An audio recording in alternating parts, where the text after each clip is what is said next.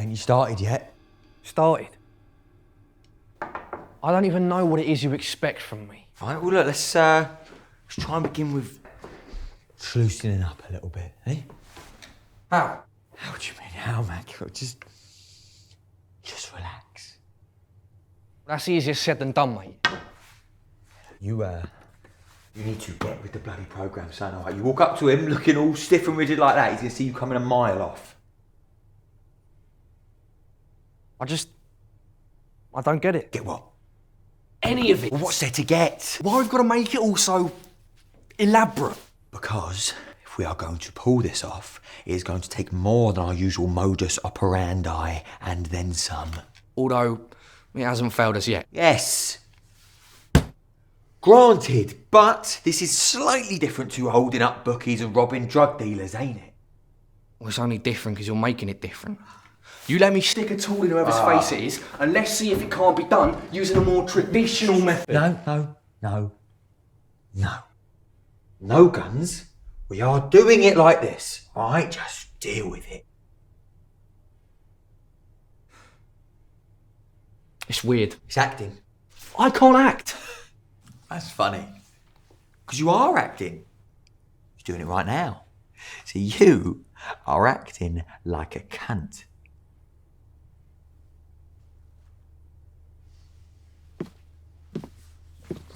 Run it by me one more time. Alright. Good lad. So you know it makes sense. Now, I want you to listen up. I want you to listen good because I shall not be repeating myself. Now this bloke, he's one of them Russian oligarchs. Now Melissa, God love her, she's been testing the waters for a couple of months now, but this fishy fuck, oh, he's been nibbling on her treats for far too long. So, he's let it slip to her nice and casual like. Now, his intention over on our neck of the woods is the acquisition of some land and, as luck would have it, Melissa just so happens to know two dashing young gents who can help him with his conundrum, and that is where you and I come along. So we're playing estate agents? Oh, no. No, not just any old estate agents, no, we, my friend, are the proprietors of Wathington and Sherry Hill, a prestige land and estate management company who, strictly, conducts business with those of high standing seeking complete and utter discretion, i.e. the Russian. I don't know. I mean, what the fuck do you and I know about conning people? No, it's not fucking rocket science. However, there is a certain science to it, and what it boils down to is the development of a character. Oh yeah? Yeah. Pray tell, what character am I supposed to be developing? Yes. There we see now. You are asking the right question. You, my friend, are a 33-year-old geezer heading from the very far east of the River Thames, who just so happens to go by the name of George Camberwell. Now you are a high-flying, rock-and-roll-living, dice-throwing son of a gun with a little pink book of who's who in the most upper echelons of social circles, who can get this travelling Russian from yonder anything that he so wishes or desires. Which, in this case, just so happens to be a couple 100 acres of undeveloped and as of yet preoccupied land, 20 odd miles north of London. You, my friend, are calm, composed, a bit of flair about you. Flair? Yeah, you know, a bit of camp. I'm playing a poofter. Oh, what's your language? And no, you are merely in touch with your feminine side. I am touching fuck all to do with my feminine side. It's a role! Thank you very much. It is a role! I am not asking you to give the geezer a fucking rub down. Jesus Christ! Why can't you be this Cumberland fella? It's Camberwell. It is George Camberwell. I can't be him because I've already got a character, haven't I? So why can't we swap? Listen, I've spent a lot of time on this. All right. If we are going to pull the wool Over this guy's mince pies, we are going to have to be sharp as a butcher's knife. The slightest inkling that anything's wrong, and not only will things go tits up with the deal, but things will get exceedingly sour with these Russian salts. Precisely why we should have guns. No fucking guns. Fucking guns! What do you mean you have fucking guns always? No fucking guns! Ah! Fucking cunt!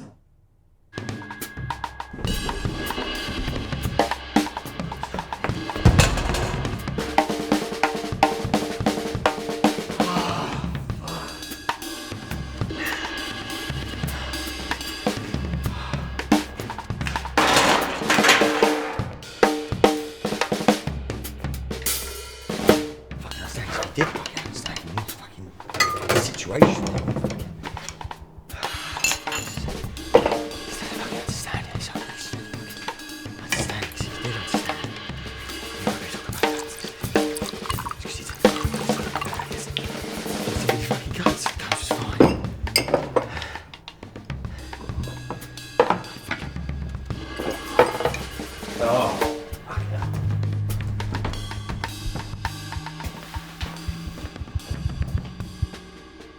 I don't want to hear it, not from you.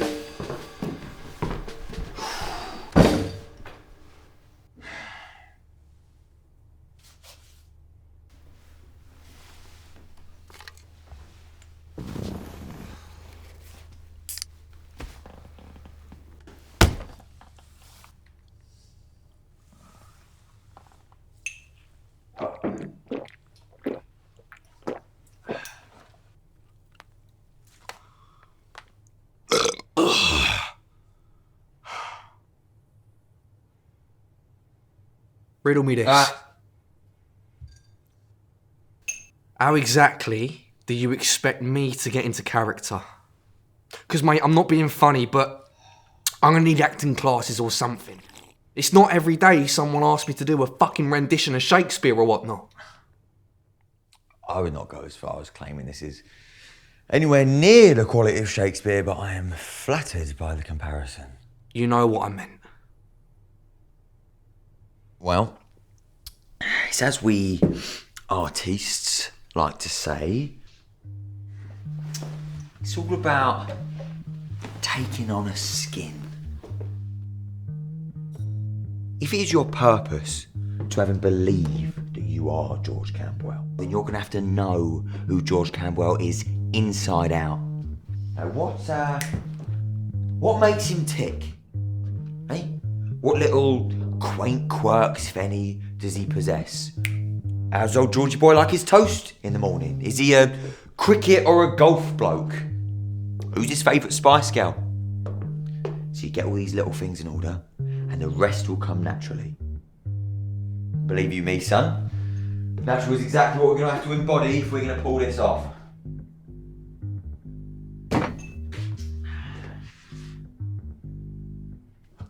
Now get up. Come on, up. Now, I want you to give me your best strut in character. What is this, a fucking catwalk? Just do it. And don't overthink, alright? How would a bloke used to holidaying in the Monte Carlo for a quick couple of days, all because he had a hankering for some freshly cooked bouillabaisse? Yeah, the type of geezer used to brokering heavy deals worth millions on a day-to-day basis. Yeah, how does a bloke like that carry himself?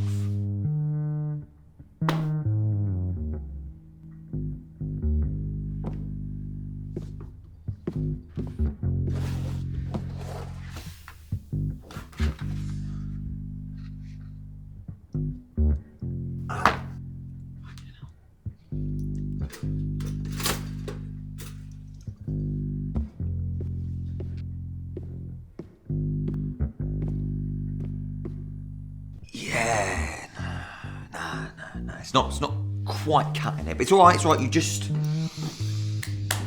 need a bit of regality behind you. Yeah, let's look at the greats, okay? Brando, Pacino, Wells, Cusack. Yeah, what do they all have in common? Fucking mental. No, well, yeah, but no, they have all developed the ability to cloak themselves in a dress for when the moment arises. See, they ain't acting then. No. They are merely allowing us a glimpse of the monster that lays dormant, praying the day don't come when it's disturbed. That's what you need to do. You sound disturbed. Okay.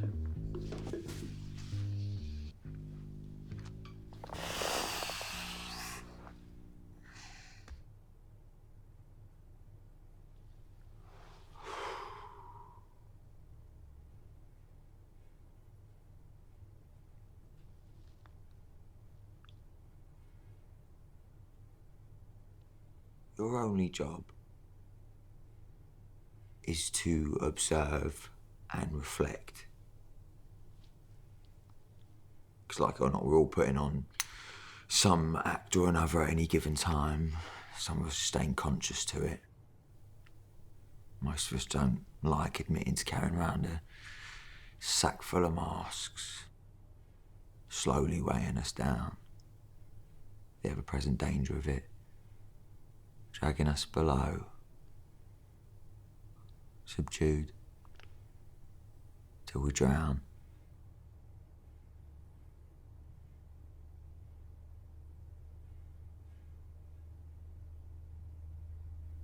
All I'm asking of you is that you put a bit of faith in me.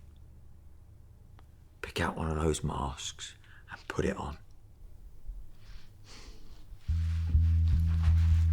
You know, you've got this uncanny ability to make anything sound oh so simple. Like it were a walk in the park. That's because it is. Or at least it will be. And all it requires is a bit of repetition on your end and a smidgen of direction on mine. Allow me to reiterate. I am not an actor. You're talking as if it was some menial task like screwing on a light bulb. What you're asking of me, it's like aerial gliding 500 feet in the air and taking out enemy insurgents. That shit takes practice. It takes time. We've got time. We've got all the time in the world. How long's that? About 3 weeks. Oh, fuck off! No, listen. Right, remember when we blagged them boys up in Reading? If I may jog your memory, that wasn't much like one of our average jobs, was it? You know, we had to convince those dopes that we were the usual couriers. And yes, rocky start, but they bought it in the end. Now, we did not have anywhere near as much time to prep for that as we do for this one. You can't possibly compare the two. Why not? Both involves putting on a show. Those were some up-country pikeys with an affliction for substance abuse. The substance in their case being smack. Worlds apart in comparison to a big, steaming Russian gangster. Oligarch. What's the difference?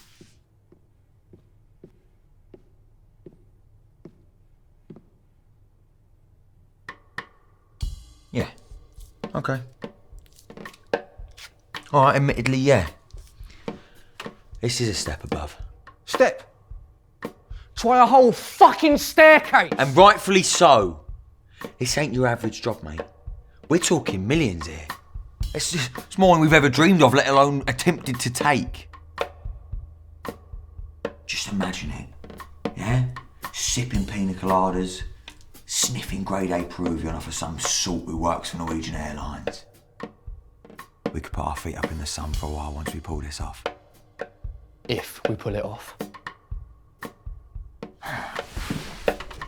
Let's have a crack at it.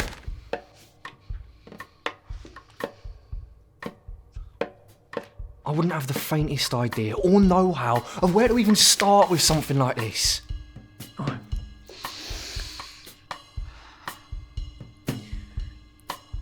I want you to think of it like driving. Yeah? It's your first time behind the wheel, mate. It's bound to be a shit show. Don't matter if you're coming or going, changing your gears is going to require every iota of concentration you have, and switching lanes is a death-defying stunt. But as time goes by, yeah, these things that you are dreading, they're going to become second nature, right? You're going to start to work on autopilot. We remember nipping out and grabbing a crate of Stellas and a packet of snouts, but before you know it, you've been and come back from your destination without even realising, till you switched off the motor. Yeah? Listen, that is what this is going to be like, all right? Now, get in your motor, yeah, and drive us to our destination, Mr. Camberwell.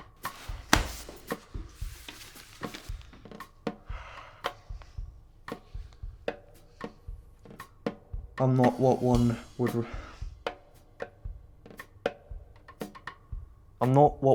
refer to as an optimist, Mr. Novikov. No. Anyone that would presume to know me would indeed point out that I am as much of a pessimist as I am a realist. But I've never taken offence to that.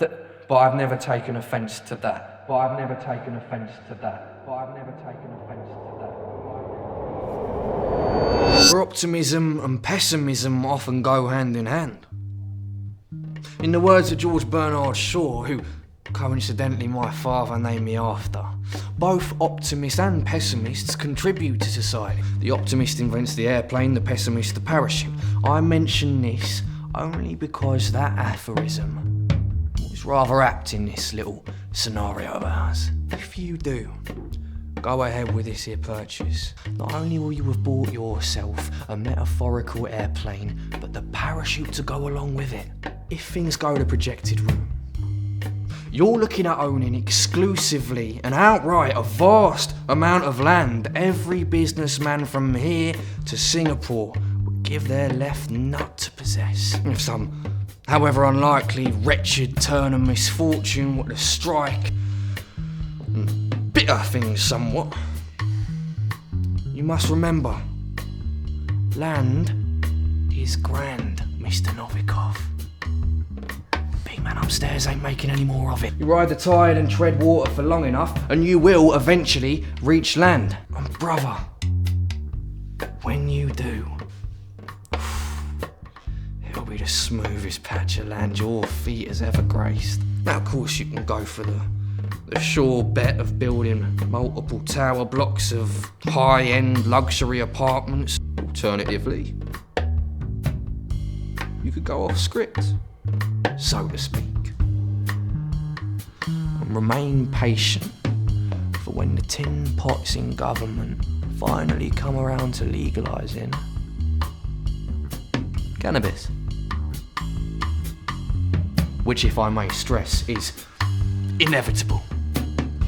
And when they do, you'll have ample enough space to build facilities here, to grow enough recreational bush to get the entire country so high, you'll find it an arduous task bringing them back down. I mean, I'm sure you can picture the endless streams of cash flowing itself over to you. A river of fortune, if you will, filling up those coffers abroad in your native land, along with those secret vaults that you no doubt possess over in sweet old Switzerland. In fact, now I'm beginning to suspect whether we're bloody sedated to even allow you to take this off our hands for such a low price. Hindsight can be a valuable lesson, but it can also be a sobering bitch that nags at the back of one's mind as a constant reminder of what could have been. So, what say you, Mr. Novikov? Will you doubt clear judgment? Say no and wait for hindsight to nip you in the butt? Or are you like me, the type of bloke that can put up with a little rain in order to see the rainbow.